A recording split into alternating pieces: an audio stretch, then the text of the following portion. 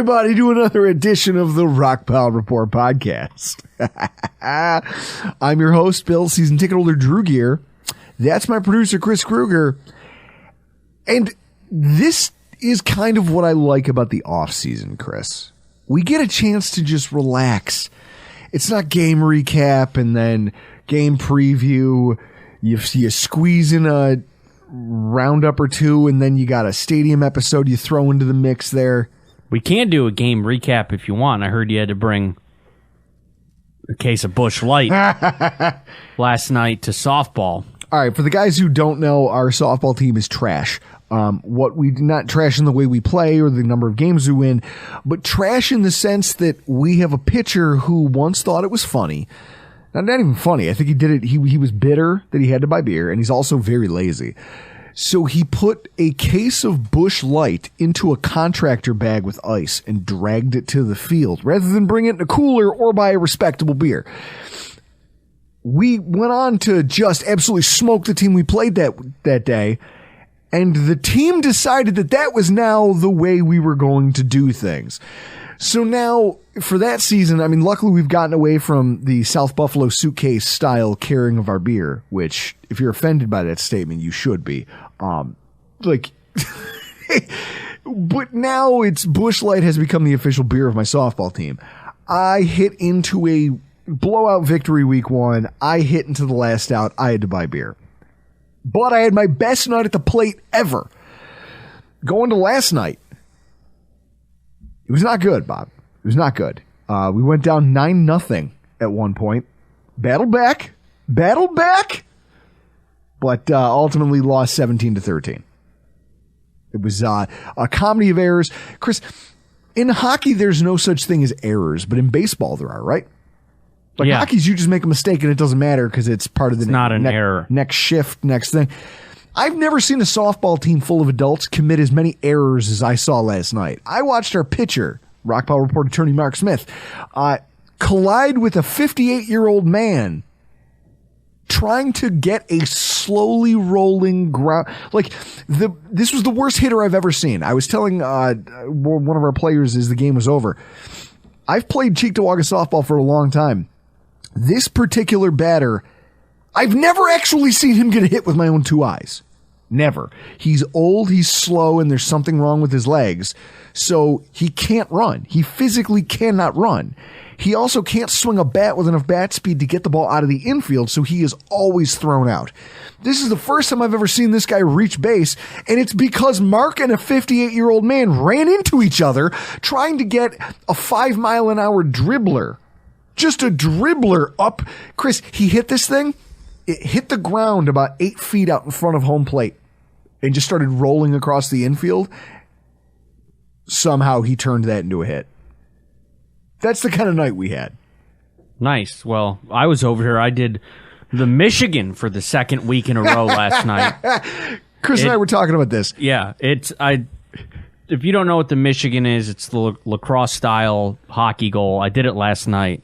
And if you don't think that there's B-roll on YouTube right now, there is somehow. You just saw the greatest Michigan that's ever been done in the Finnish league by Rob Heisey in the early aughts. Yeah, I did. We lost 8-5, but we only had one sub because some old man blew out his hammy. In the first period, so we were down to 5 skaters. So what you're saying is the downfall of both of our teams is just people being old. Yeah. That's it. Just old and washed and not healthy enough. That seems to be the case. But hey, we'll get them next week, right? Yeah. So Chris, as is usual, you've made me a cocktail here, and I was telling I always want to call her your wife. I mean, at this point, you haven't put a ring on it, but I feel like you'll never do better than this. No. So I was begrudgingly admitting that you have broadened my liquor horizons. I am traditionally, when I drink, this is my style of drinking. This is how I make a cocktail. I take a glass, whether it's a highball, like here, which still has some... It's mostly water. Delicious bourbon in it. I take a cube, and I throw some booze on it, and I drink that. And that's a cocktail. Like, that's it. Okay, that's Drew's cocktail number 1. Booze, glass, ice. 3-ingredient cocktail. Yeah. I have the I can make a very good blackberry mojito. I can make margaritas. I can make all kinds of things. I'm lazy when I'm the one trying to catch a good buzz. Because realistically, I'm not doing this because I like the taste of it. I'm doing it because I like the taste of bourbon, and I also like what happens when I get to like glass 3 and the Tragically Hip comes on. That's what I'm shooting for. And anybody who says they're not doing that is a liar. Or they just don't have as many problems as I do. But with that said, you have broadened. I was talking to you before we started recording about going out and finding Mr. Black, the liqueur, to make whiskey drinks. Would you call it a revolver? Yeah.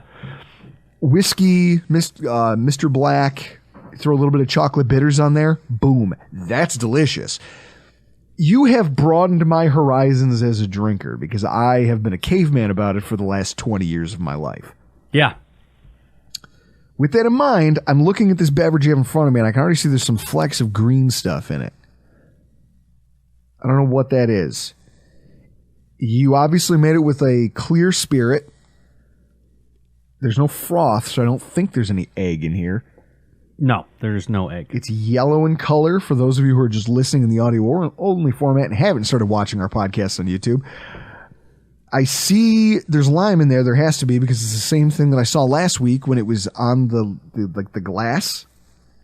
Yeah, last week was a margarita. Yeah. So there's basic. So there's pulp in here, though, that's sticking to the glass. But it doesn't smell. It almost, I'm not going to lie to you, it almost smells like weed.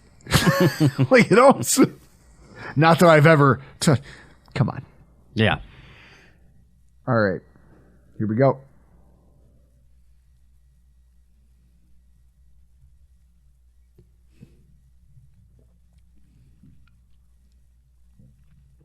Okay, that green scent that I was telling you about, yeah. I taste that. What the hell is it? Well, do you like it? It's not bad.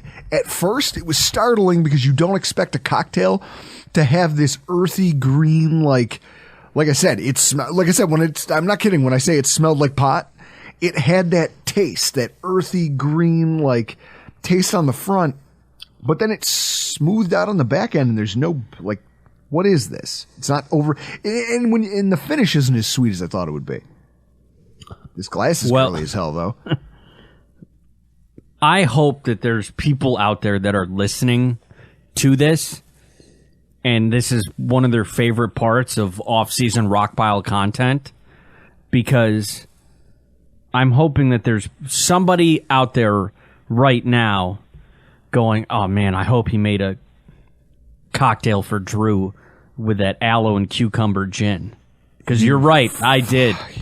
Is that what I'm tasting? Did you put fucking cucumber in my cocktail?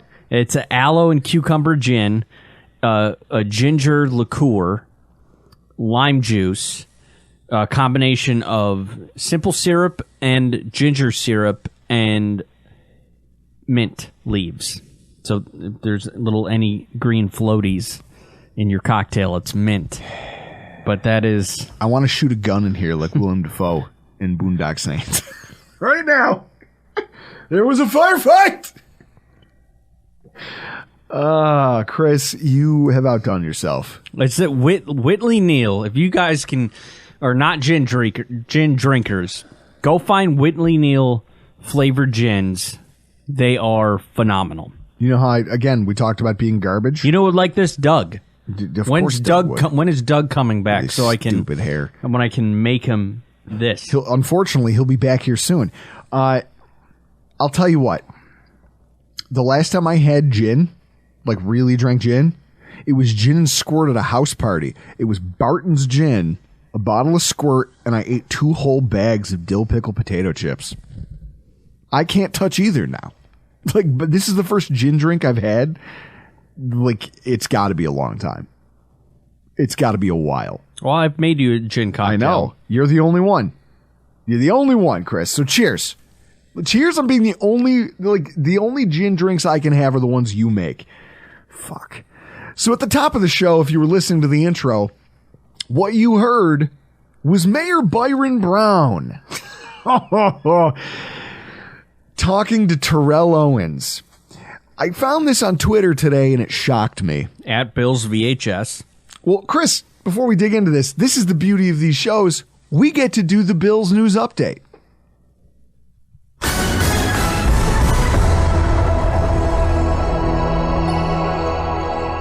Chris, we don't normally get to talk about, we don't get like a variety show during the season. No. I think it's what I was lamenting before I had a stroke and went on my softball rant. This is it. We don't get to do variety shows during the season because we're too busy recapping, previewing, doing interviews with people on different topics. I mean, there's only two of us, right? Yeah. So, and there's only so much time in 1 week to do podcasts. The off season's kind of fun for this type of stuff.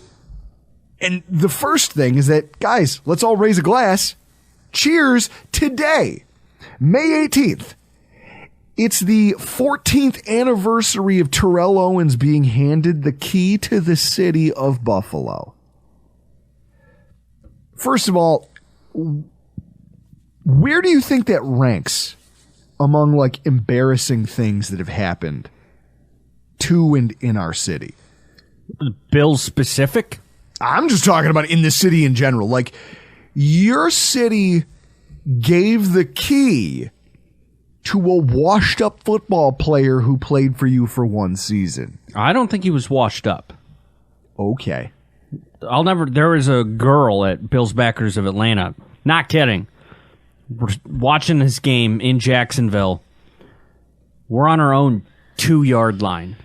And she goes, if Terrell Owens scores a touchdown here, I will take a dump on the floor. And then Ryan Fitzpatrick threw a 98-yard touchdown pass to T.O. I'm still waiting for her to take a dump in public. I was going to say, did she make good? No. That's disappointing. Truly is. I mean, obviously nobody, just ask the people who live in San Francisco or anywhere in Los Angeles. Nobody likes dumps on the ground wherever you're walking around. But I will say, it would be, for the story, it'd be pretty great. Right? Yeah. That still is that T.O. touchdown is one of the top 5 moments of my life. That's fucking depressing. But you have to take into account the atmosphere, where I was. No, I'm not taking that. Top 5? If you told me top 20, I'd go, okay, I can see that. Top 5? Top 5. You're a fucking... I ran all around that. I ran a marathon around that bar. That's... Wow. See? Again, we learn more about how garbage we really are through this podcast and through talking and dissecting our habits and the things we do outside of this. So 14 years ago today, Mayor Byron Brown stood on the steps of City Hall and presented Chris, there was a marching band. That I don't remember. There was a marching band. There was T.O. in a poorly fitting suit. Was that a 2000s, still 90s thing where you just wore ill-fitting suits? Probably. Hey, this shouldn't be fitted whatsoever. It should just look straight and hang off me. What I know... Right? What I know is that the city of Buffalo was just so desperate for something that they put together this dog and pony show to help out the reality TV show of an aged NFL star. I don't know. Chris, the Peace Bridge thing, the Peace Bridge project, that's embarrassing. Yeah. Hey, we tried and failed. Okay. This is worse. In terms of what gives me douche chills, that video is hard to watch, guys. The official Twitter account is at BillsVHS. I love being a follower of that handle. They put out all kinds of old school Bills content. They had to have recorded every game. Yeah. Every season on VHS to have all of this content. That's it. Just all kinds of vintage Bills content.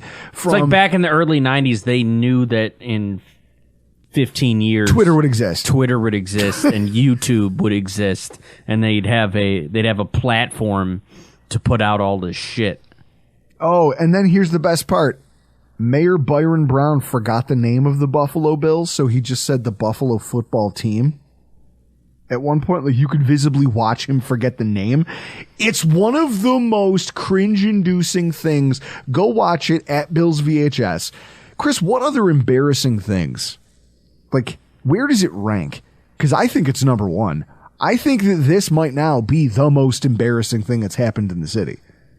Could be. Like, I mean, I'm sure there's... Like, there was the time that the FBI arrested a terrorist cell in Lackawanna. Like, that's obviously a black guy in the city. There's the Peace Bridge thing we talked about. There was remember when we thought we were going to, like, they thought they were going to revitalize the Buffalo waterfront, and the best idea they could come up with was a fucking Bass Pro Shop. That was it? That was your idea? There have been far more embarrassing things. The assassination of William McKinley. Yeah. William McKinley got shot in our city and died. And that is somehow not the worst. Like, I don't think that that's as bad. It's watching them give the key to the city to T.O. Yeah, that's where it really went downhill for Buffalo. That's why I pulled it up here. I'm on the Wikipedia for William McKinley and his assassination. Don't die over there. God, you're dying. I choked to death on a podcast? Imagine what you could sell that video for, because there's a lot of people who would pay to watch that. Yeah. Oh, God. We really are. I love this city. I love this football team. We really are a group of assholes. So is that it? Is that it? Number one, William McKinley gets shot, and then number two, T.O. gets the key to the city. That might be it. That might be that one, might two. have to be it, right? Like 1 and 2. Tweet at us at Rockpile Report most embarrassing moments for the city as a whole. I'm interested to see what you guys come up with. We'll read through some of the responses next week. Chris, I might even put out a poll. I might have people vote on this. We'll put it to a test. We'll see. Hey, listen, hashtag content. Yeah. We're lazy. Oh, shit. Oh, so this came up, too. How about the idea of Leslie Frazier, former Buffalo Bills defensive coordinator, who oddly took a sabbatical, right? Allegedly. Allegedly took a sabbatical. Ew. Get this off the screen. It's from KD Carlson 15, split pea soup from somewhere. The fuck's eating split pea soup? What? Sorry. Chris, it's literally 2023. You don't have to eat that gruel anymore. Who's volunteering to do it? Who makes it still? In Drew Gear's America, that would be outlawed. Yeah, I was just trying to Google Leslie Frazier's... What is that? I don't even know what this is. The NFL Accelerator Program? Yes. So Buffalo Bills estranged defensive coordinator is signed up for the NFL Accelerator Program. I don't even know what that is. I'll tell you what that is.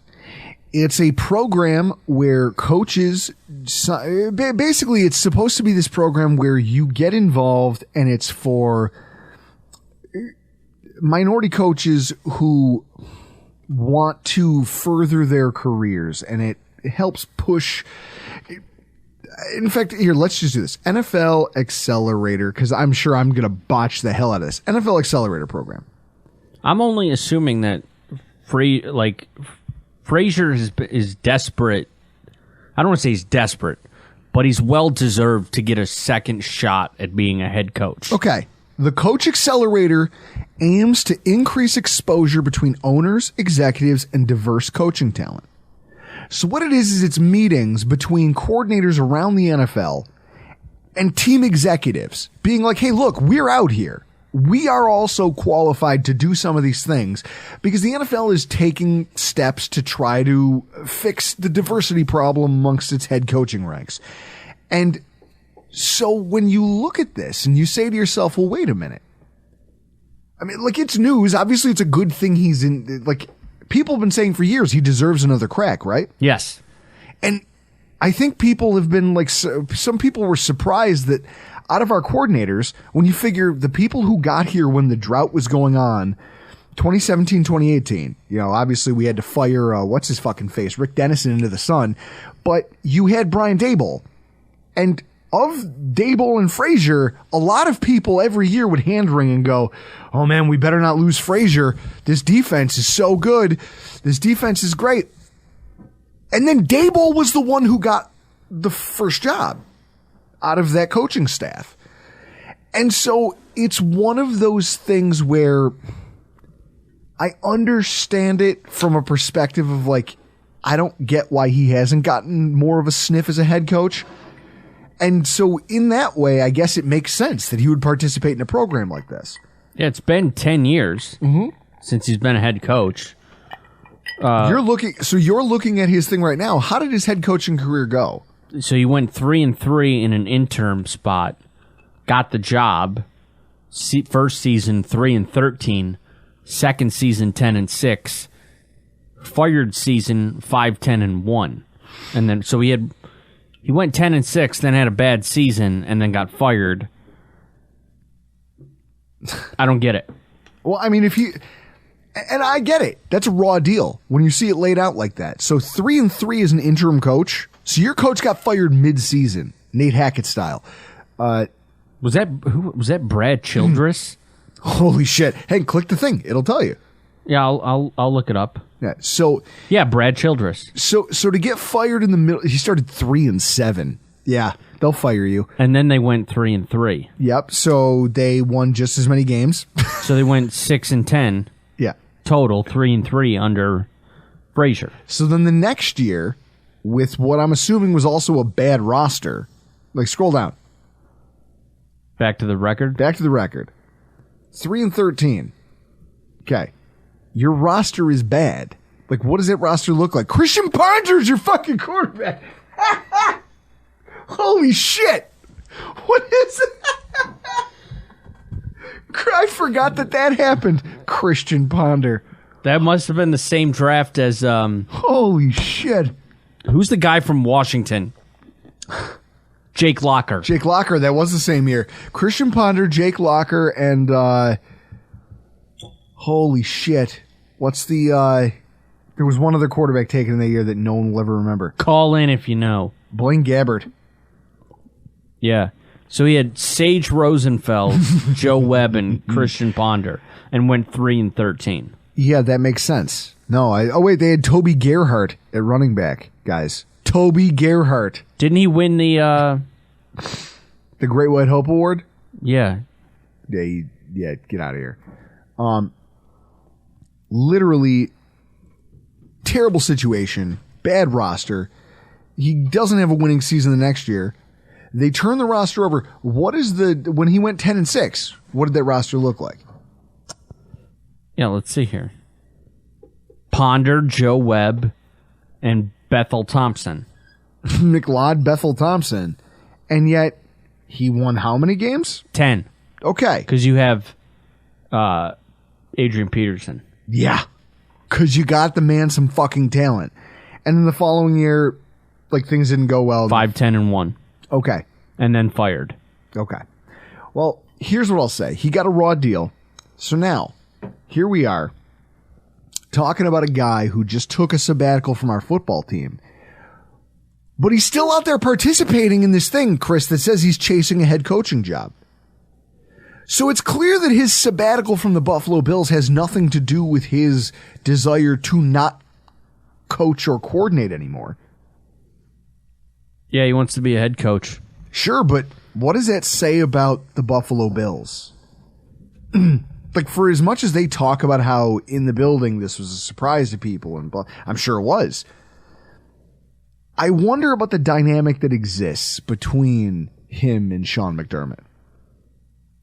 There's been times, right, where they're arguing. Haven't there been times where McDermott took away play calling ability? Once that I know of. It was during that San Diego game. Our home opener back in I think it was 2018.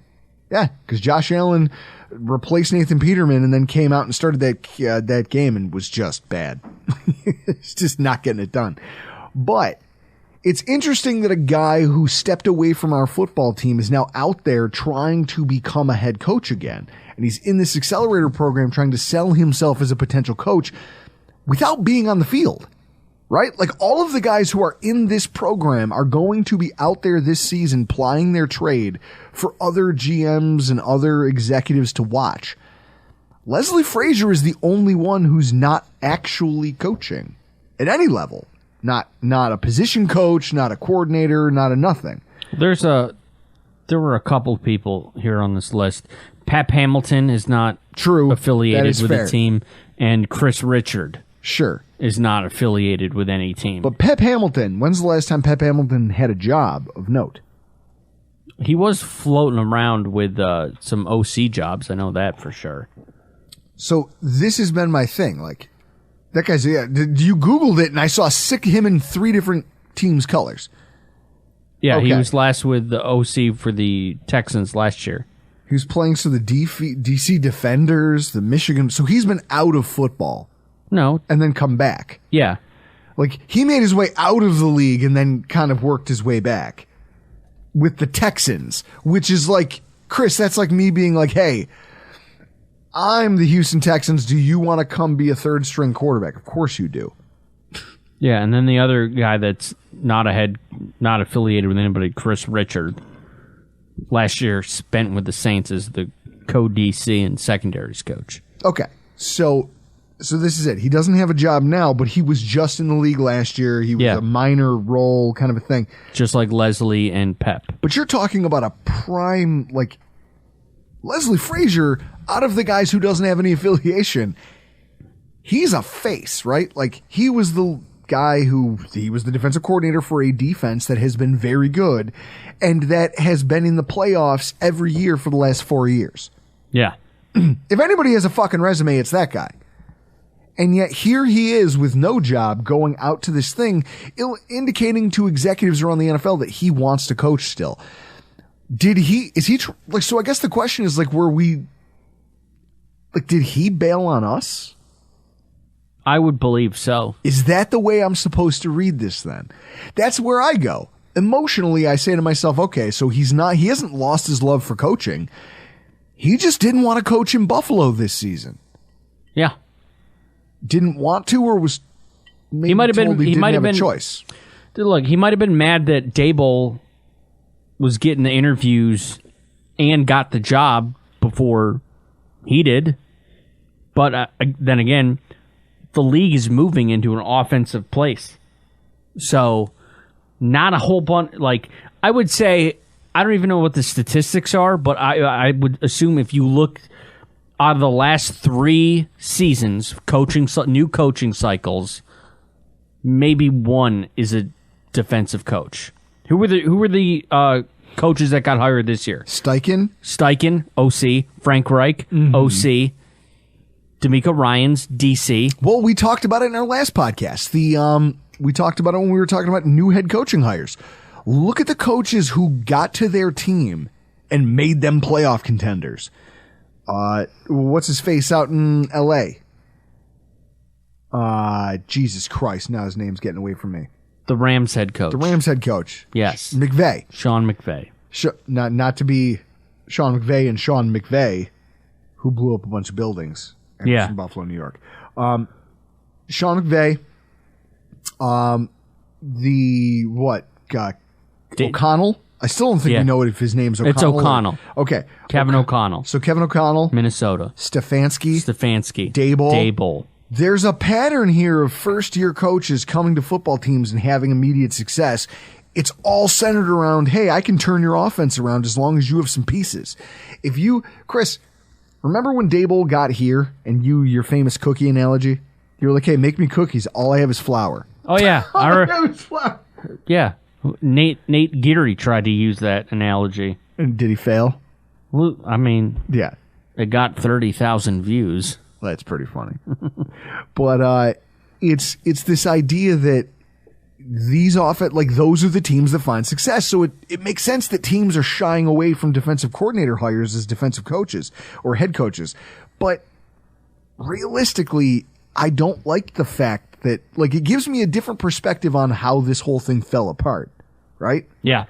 Why he's no longer with the team, now I have a completely different view of it than I did earlier today when I didn't know that he was out there still trying to be a head coach. Because he's trying to become a head coach without doing any coaching in the upcoming season, which tells me that we were the problem. Like, he viewed his involvement here as an impediment to him getting a job elsewhere. Otherwise, he would still be here doing it, right? Because he still has that ambition. Well, I think he had gotten interviews the last 2 years, but wasn't getting hired. So, I mean, I don't know why you would leave that situation and just keep trying every offseason, because he was in a good spot with what our defense was and our ability to coach up our defense and make stars out of certain people. I mean, how much credit do you give Frazier for coaching up Matt Milano? Fifth round pick, right? Was when he was a tweener. Mm-hmm. He was a safety in college, and then got drafted as a linebacker and was able to make the adjustment. I mean, how much of that? Because Frazier is a DB guy. He was a DB in the league. I mean, I don't know how much of it was him taking the skill set of a DB and then putting it into linebacker form. I don't know. I'm just spitballing here. I don't know what I'm talking about. That's why I love these ad hoc podcasts, because we get to find out how much more I know about this stuff than you. Here's what I love, and this is what I kind of want to put a bow on this with. Our coach took over the reins of defensive play calling and brought in a guy who apparently he wanted before he hired Leslie Frazier. Al Holcomb. Do you think that maybe the conversation was had with him that, hey, I'm going to go out and I'm going to get Al. I'm going to do the thing I wanted to do from Jump Street?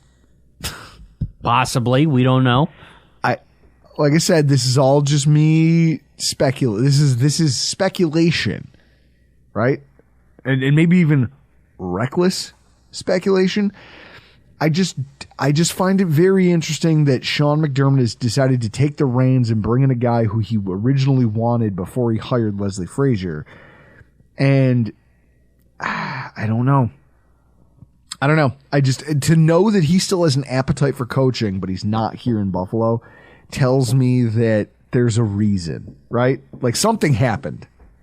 This wasn't just, he didn't just decide, hey, I'm actually tired of coaching. How funny would it be if, and I want to take a break. How funny would it be at the end of the season, he interviews for some head coaching jobs and doesn't get it, and then either takes over for Wink Martindale or joins his staff with the Giants and Daboll? That'd be a real kick in the low hangers. That'd be something. You know what else was a kick in the balls? Anybody who was trying to watch YouTube TV watching a basketball game last night. I heard about that. I don't watch basketball because I got better things to do. Oh, no, let's talk. But I heard about it. But let's talk about this, because here's one of the things that's concerning for everybody, including Bills fans. Like, Chris, you and I, you've watched the Sunday Ticket at my house for how many years? Years, up until I got a job that I have to work on the weekend. So I had the season ticket through DirecTV for probably... my wife and I have been married. Like, we're going to have this upcoming month here, we're going to be celebrating our 5th wedding anniversary. And we had it basically as soon as we moved in together. So it's got to be like 6-7 years I went having the NFL Sunday Ticket through DirecTV. Did you sign up for YouTube? No. I want to see how it goes. I'm not going to be... Chris, I'm not a lemming. I'm not one of those people who goes, hey, something shiny and new. Oh, well, it's here, and I'm just going to follow it. No, I'm going to stand back, and I'm going to be skeptical, and I'm going to watch how it goes. I'm going to be a skeptic, and I'm going to make them prove to me that this works. I'll tell you what. Chris, can you find me that F- drop? Isn't it the zero of the week that we use? You folks. You folks fell on your face. You get an F- in my book. Because that's YouTubeTV right now. Last night during Game 1 of the Western Conference Finals, Lakers, or the other. No, not Lakers. Eastern Conference Finals. It was Heat Celtics. 8 minutes to go in the game. 8 minutes. Crunch time. Game's tight. This is a game that's going to go down to the wire. Was it on TNT? Well, YouTube TV's TNT stream. So it was on TNT. It was on broadcast TV, and if you pay for Spectrum, for Verizon, for whatever, you didn't have any problems. If you were watching it through YouTube TV, holy shit. 4 minutes remaining in the game just quote unquote lost it, according to a spokesperson from the company. Chris, in quotes here from the article, many fans saw the same ad starting and stopping for what felt like an endless amount of time, and it never came back for the rest of the game. Writes Andy Nesbitt of SI.com.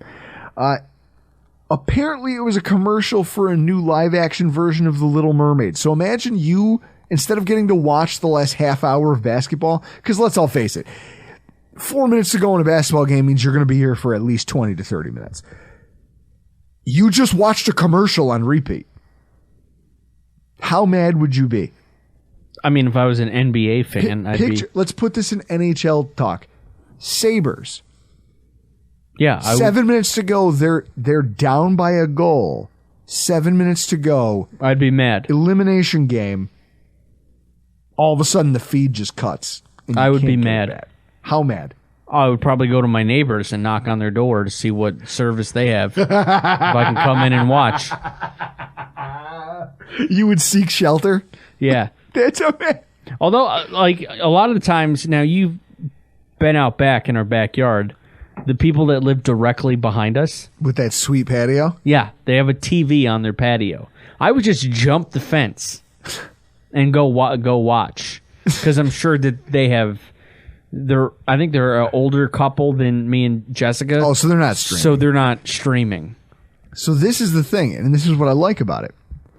The folks behind the sports TV ratings account on Twitter believe last night's glitch happened because TNT was using quote-unquote dynamic ad insertion. Something broadcast affiliates don't use. Chris, do you know who does use dynamic ads? We do. We do. It's a podcasting thing. You don't do it for fucking TV. Chris, are they new? Who thought that was a good idea? Who greenlit one of the most watched sporting events to, like, make that their Challenger rocket? Hey, let's give this a test. Yeah, I have no idea. So the reason we're talking about this, because that's a basketball game, right? Except YouTubeTV has the Sunday ticket now.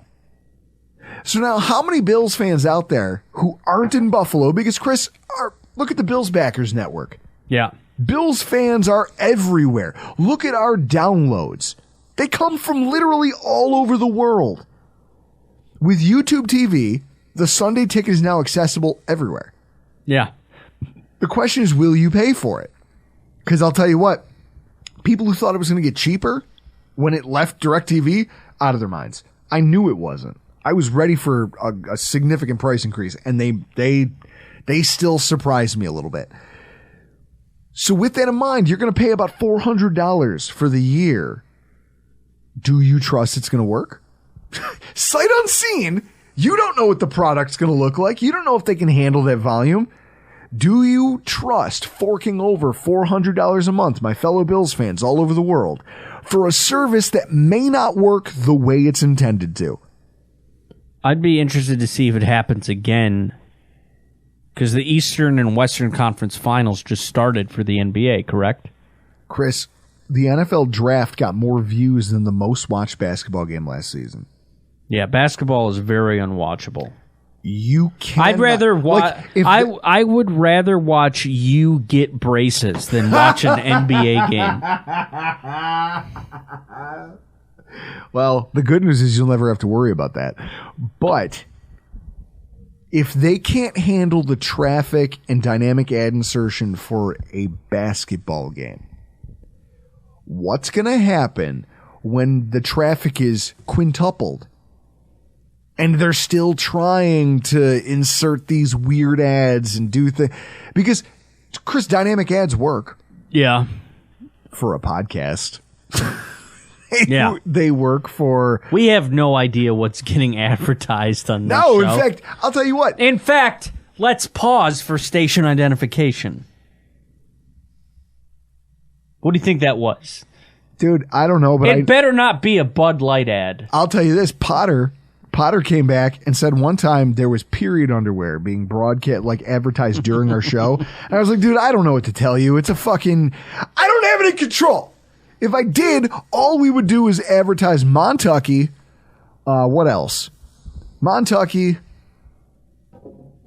Kentucky Gentleman. What other trash things do we do all the time, Chris? Utica Club. Utica Club. We'd have a diverse array of garbage sponsors. Yeah. Hey, Montucky's the classiest thing in the room right now. It is. That fucking stallion, blue can, the mountains. God. And it's a crushable beer. It really is. Especially when it's hot out. But so, with that in mind, YouTubeTV with this still thing, like, I don't trust it. And so for those of you out there who are depending on that to watch your Bills games this season, like, I would just be very, very hesitant to trust what that looks like. Pay attention. Pay attention to how this NBA, even if you hate basketball, pay attention to how the end of the NBA season unfolds. Because it's going to go a long way towards pointing out whether or not you as a Bills fan should shell out your hard-earned money to pay for a service that's just going to leave you. Chris, I would rather illegally stream a thing, because then when it doesn't work, at least I'm not mad at it, right? Yeah. I go, well, it was free and it didn't work, and it just downloaded a bunch of malware on my computer, and now I'm fucked. And there's some guy from China telling me he has photos of me doing lewd things on my webcam. Awesome. Wonderful. I would risk that rather than shell out $400 to put in the pocket of a streaming program that can't sell me the service that they think they can. Ugh. And then finally, Chris, if we're going to wrap this whole thing up, I want to end with talking about roster additions recently and the second wave of free agency that's out there, because this is the weirdest season for this shit I've ever seen. Ever. Yeah. Or at least maybe as long as I've been paying attention to it. Our roster currently sits at 88 players. We have room for 2 more before training camp. The Buffalo Bills just announced the signing this past week of a couple different players. There was running back Isaiah Bowers. There was another guy. Hold up. As reported by Cover One. Yes, as reported by Cover One. Also, Shane Ray. I forgot that name even existed. Everyone did. Now, I remember Shane Ray from watching college football and being like, oh, that guy's pretty good, but he's pretty good for Missouri. Chris, being good for Missouri, like, what's that worth? About as good as being good for Alabama? Not quite. Or Auburn? Not quite. Yeah, Auburn, not the same. How many pro football players currently in the NFL went to Mizzou? Drew Lock. Oh, good. Great. Wonderful. Is he the best? Is he the best ever? He might be. Fucking guy. So this is what we're talking about. They signed Shane Ray, and it's interesting. That signing is interesting to me because they go, hey, we know we need another body. This is literally just a dart throw. Just a, hey, you haven't played foot. Chris, he hasn't been in the NFL since 2018. The Ravens signed him in the preseason and then cut him. He never played a game for the Ravens in 2019.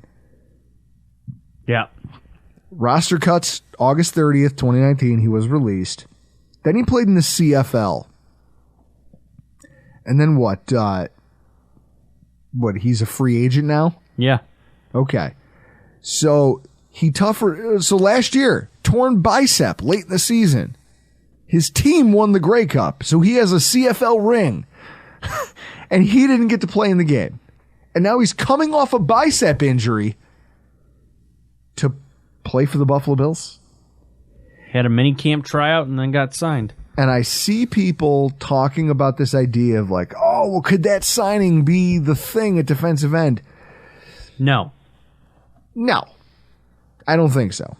I think it was literally just, hey, you look like a warm body we can put out there at camp that will keep our tackles on the second line and third line honest. Genuinely, and I'm not trying to be mean. I mean that with the utmost respect to Shane Ray, because Chris, it's like when what's his face? Who's the guy who lived who was helping his girlfriend move out from the apartment above you? Victor Sulaco. Oh yeah. And it's like, oh no, you're an NFL football. Like, if you flirted with the NFL, you're still way more athletic than I'll ever be. Like, you still have the ability to pancake me in public, and I can't do anything about that. Shane Ray is still a better athlete than anybody I know. But with that in mind, I don't know that he is better than anything on our depth chart currently at defensive end. And I've seen people raise their eyebrows and go, oh, the upside of this thing. Fucking stop. Stop it. I mean, look, I'm at Pro Football Reference. I'm looking at his stats. He has 14 sacks, right? He had 1 in 2017, 1 in 2018. Like, he had an 8-sack season in 2016, and he hasn't looked like an NFL football player since then. Yeah. It's not great. He had a couple of wrist surgeries, too. Yes. He got beat up. His health has been in question literally every single season. So the idea is that there's still, even with that signing and a bunch of undrafted free agent rookies coming in, there's still room to add bodies to this roster. And that's where we get into what this offseason has been in terms of just being weird at specifically the defensive line position. First of all, Chris, what's going on with defensive tackles? We got Poona Ford on a deal. Yeah. What does that say for the defensive tackle market? Probably not great. No. Well, now you see the Bills, like the Bills obviously haven't given Ed Oliver the contract extension that he thought he was going to get, or he and his agent thought he's worth. Quinnen Williams is going through the same thing with the Jets. And in fact, like you see our DMs, Chris, my DMs back and forth with Scott Mason from Play Like a Jet. He talks all the time about how this front office is quietly fucking all this up because they keep adding players that have cap hits and future money involved. And then they go, oh, well, they can't really start diving into getting Quinnen Williams' contract done because they traded for Aaron Rodgers. And it's like, wait, they didn't forecast that? They didn't think to themselves, hey, if we get Rodgers, what's going to happen to keeping our most impactful defensive lineman? That seems ridiculous, doesn't it? Yeah. But also, there doesn't seem to be a hot market for defensive linemen. Why do you think that is, Chris? I have no idea. I'm not a scientist at all. No, I wouldn't know. Well, I have a thought. I think that it goes back to something you said earlier when we were talking about the coordinating thing. Think about the coordinators who have come in and had just found success. It's because they picked up teams that might have been terrible, but their offense had pieces to work with. That's where the money gets made. Look at the team that just won the Super Bowl. The thing that we had last offseason that we were bagging on them for was that they were mostly rookies. Well, they have a great offense. And guess what? With a great offense, you can win a fucking Super Bowl with a mediocre defense. That's the way this works. So with that in mind, these like veteran defensive players aren't getting the same run that they used to. They're not getting the same love from GMs GMs aren't opening up the pocketbook anymore for defensive tackles anymore. Yeah. They're definitely not doing it for veteran pass rushers. Just go look at what's out there on the market right now. Leonard Floyd, Frank Clark, J.J. Watt, who is retired, but Robert Quinn, Yannick Ngakoue, Jadeveon Clowney, Matt Ioannidis, Akeem Hicks, Marcus Golden, Melvin Ingram. There are names out here. Impactful football players. Frank Clark is crazy to me. 29 years old, still in his prime, has been a member of one of the Chiefs have been the most consistent team in the NFL. He's been consistently disruptive for them. They drafted 2 replacements and said, fuck it, we don't need you. We're willing to let you languish. All of these guys, when you look at their projected cap hits, and this is what I like, because you start talking about, Chris, what do the Bills need? Shane Ray signing aside, look at our defensive end room. It's Greg Rousseau, Shaq Lawson, Boogie Basham, Kamarian Klein, AJ Epinesa. Heard of him? Jonathan Kingsley. Those are the guys who are going to be starting for you at the beginning of the season. Von Miller will be back, but those are the guys who are going to be starting for you at the beginning of the season. You could use a veteran pass rusher to help offset that, couldn't you? Yeah. Now, the Bills only have $1.6 million in cap space as of today. With a little bit of a restructure, right? Like a restructure to Trey White or a restructure to Deion Dawkins, they could free up another $9 million. But the question is, what does that buy you in terms of a pass rusher? I mean, according to Spotrac's metrics, which I'm sure didn't take this weird offseason where everyone said fuck defense into account, Frank Clark's worth 12.4 over a 2-year deal. Yannick Ngakwe's worth 14.8 on a 4-year deal. Meanwhile, there's Justin Houston out here. That's a name. I look at Greg Thompson and I say this is his fault. Justin Houston's name is on the lips of every Bills fan now on social media everywhere. I blame Greg Thompson of Cover One. Justin Houston is still impactful at 34 years old, but he's probably only going to run you about $5 million a year on a 2-year deal. If you're a guy like Brandon Beane who knows how to structure a contract, since your dead money doesn't really kill you, or you can void years and do. Justin Houston seems like a steal, doesn't he? Seems like it. Why are all of these pass rushers still out there? It's got to be the fact that their number's higher than what, you know what I mean? Like their personal number that they're willing to play NFL football for today. It doesn't mean it won't change as training camp goes on, but today is higher than any team wants to give them. With that said, there are options for the Buffalo Bills to add to this pass rush rotation that if they do it smartly, I mean, my favorites would be Frank Clark, and I love the idea of a 2-year deal on a little bit of money for Justin Houston just to get us over the hump with a proven pass rush threat. Even if you only employed him in like the Mario Addison role where he only comes out on passing downs. You could get away with that, Chris. And then now you're talking about having this fucking this defense that when, God willing, whoever we'd sign, because we can free up about $9 million, which tells me that without some serious cap juggling, Frank Clark, Ngakoue, those are probably pipe dreams. It'd be great if it happened, but it probably won't. If it did, Chris, it would be a desperation move almost, wouldn't it? Yeah. It would smell desperate. Justin Houston, on the other hand, smells like a savvy move. That seems like the thing you would do if you're a smart GM that goes, listen, I just need to massage my roster a little bit. It won't cost me a ton, and I'm going to restructure a guy who I know, like Deion Dawkins, who's going to be here for a long time. A guy like Trey White, Trey White's the questionable one. Can you restructure Trey White? I think that it all hinges on that.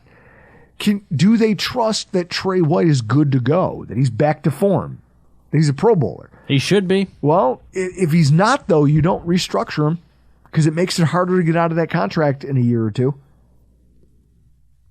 But you at least have, and so that's my point. You have one surefire option, Deion Dawkins, solid, no injury history. We could restructure that contract and feel good about it. And then you could use the 4.5 you save, and then you take the money you have in pocket and you go, listen, Justin Houston, we're going to bring you in. Let me structure it over 2 years so we can push some of the cap hit later when we get some money off the books next year. Now you've got a proven pass rush threat to get you over the hump until Von Miller comes back in late October. Now, God willing, if they're both healthy, you have a really nice looking 5-man defensive end rotation between, what is it? Epinesa, Rousseau, Basham, Houston. Like you have a really nice rotation at that point, and you're deep enough, and you have enough star power that I think you can make some noise. I look at that, and I look at this, and I say to myself, like, these additions that they're making at this time in the season, guys, a lot of this is window dressing. There are names out there, though, for the first time ever at this point in an offseason. And it's going to be really interesting, and it's going to tell us a lot about how serious the Bills are about chasing. We've talked over the last few weeks about windows, how this window is the Josh, Vaughn, and Steph window, right? Yeah. Okay. That doesn't mean there won't be other windows. It doesn't mean that once you've divested yourselves of Von Miller and Stephon Diggs and all of these other players besides Josh Allen, who has a monster cap hit, that you won't be able to build Super Bowl runs. This is just the closing of this one window. What they do at this one specific position will tell me how serious they are about chasing this window right now and trying to win a Super Bowl right now while sacrificing some of our future cap space. It's going to be interesting to see how they play it. I don't know. Chris, these podcasts are fun because we get to talk about a lot of shit. And have gin. For the first time in forever. It's freeing almost. It's liberating. I love it. It's summertime. Go out, touch grass, see the sun. Listen to this podcast. Don't listen. Just know that I love you guys. But for tonight, we got to get the hell out of here. I'm Drew Gear. It's Chris Kruger. This has been your Rockpile Report.